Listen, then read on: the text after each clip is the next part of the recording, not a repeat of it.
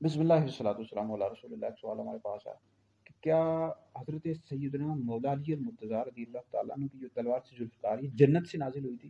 دیکھیں اس طرح کی کوئی روایت موجود نہیں ہے، البتہ یہ جو ذوالفقار تلوار تھی یہ نبی کریم علیہ الصلوۃ والسلام کی تلوار تھی۔ نبی کریم علیہ السلام کی تلوار کا نام ذوالفقار تھا، اور یہ نبی کریم علیہ السلام نے پھر مولا علی المرتضیٰ رضی اللہ تعالیٰ عنہ کو عطا کر دی تھی، دے دی تھی۔ اور یہ جو تلوار تھی یہ ابو جہل کی تلوار تھی۔